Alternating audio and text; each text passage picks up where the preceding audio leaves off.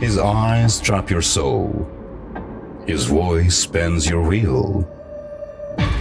A master hypnotist unveils a radiant assistant, too perfect, too strange.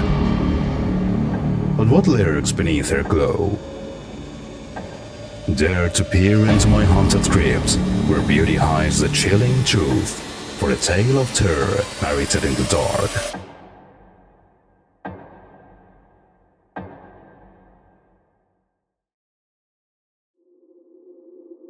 Everyone at the party stares at my eyes. They ask if I had them changed, maybe with weird lenses tucked under my lids. I tell them no. I was born with these odd eyes. They don't believe me, especially when I say I was also born a master hypnotist, destined from the start, marked by fate.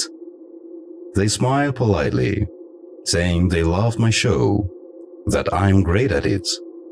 I thank them for letting me perform for such fancy people in this fancy house. They twirl their champagne glasses, unsure if I'm joking, the crystal sparkling under the chandelier's wild lights. They know they're ordinary, despite the wealth and power here tonight. They're impressed by me and my assistant, hired to mingle and amuse them. A flushed man across the room eyes my partner, gulping his drink. Want to meet her? I ask. You bet, he says. They all do. They all want to know you, my angel. Earlier, we put on our show. I told the host no alcohol before, and he moved the furniture so everyone could see us on our small stage.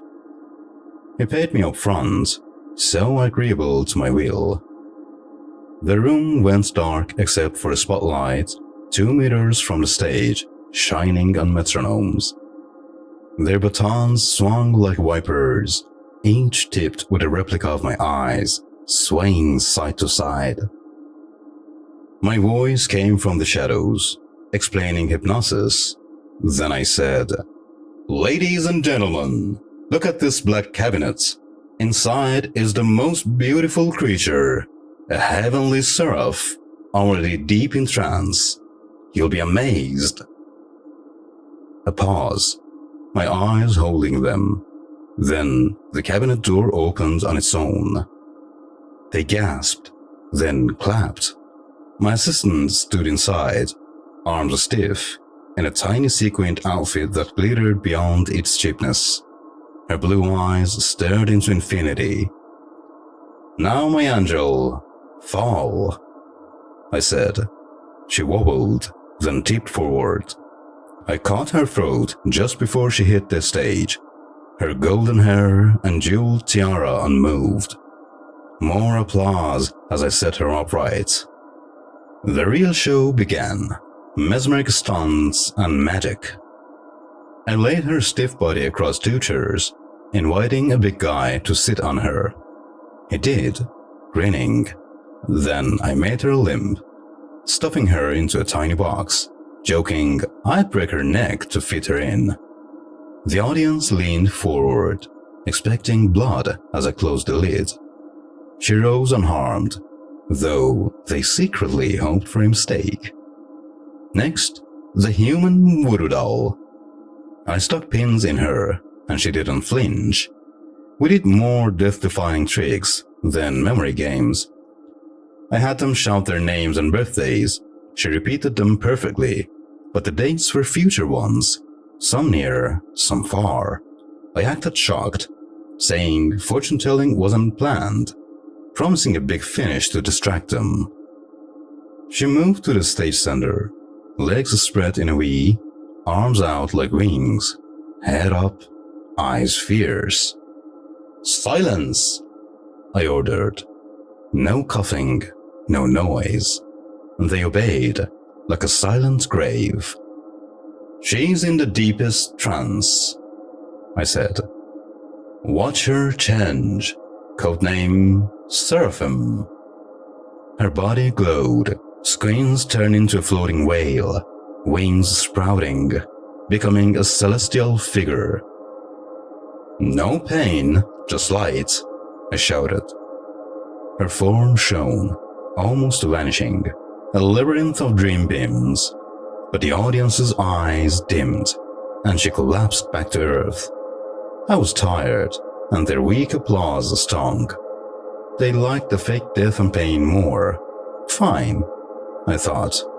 The show's not over. Thanks, I said as lights rose.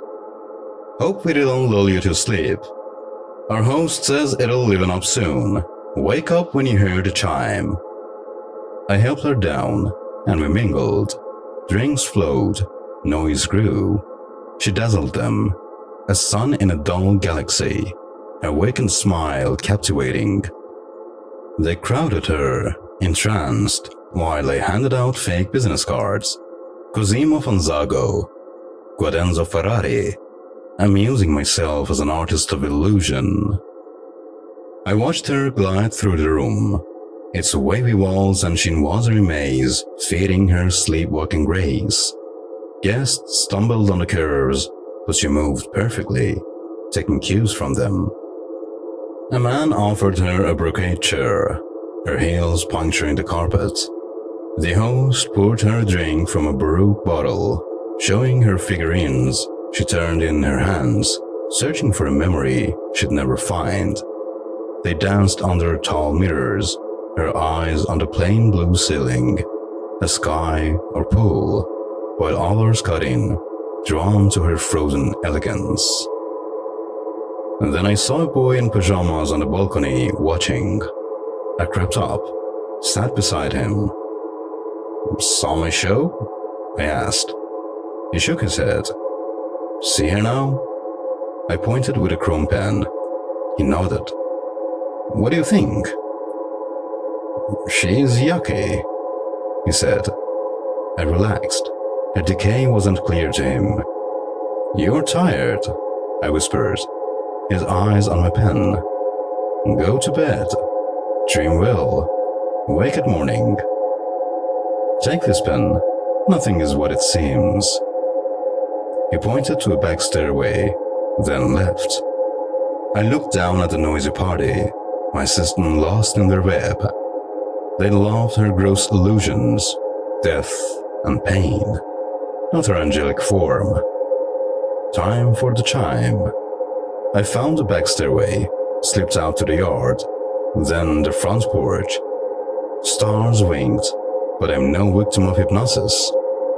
Death, they say, is awakening, but it's just more decay. I use the dead in my shows, witless, useful, but never beautiful. Tonight, they'll see her truth.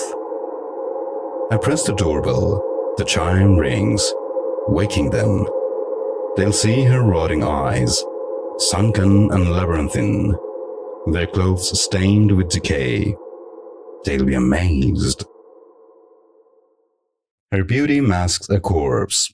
His chime reveals the rot.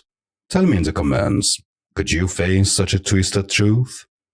Dare to face the next horror? Subscribe and ring the bell to stay cursed.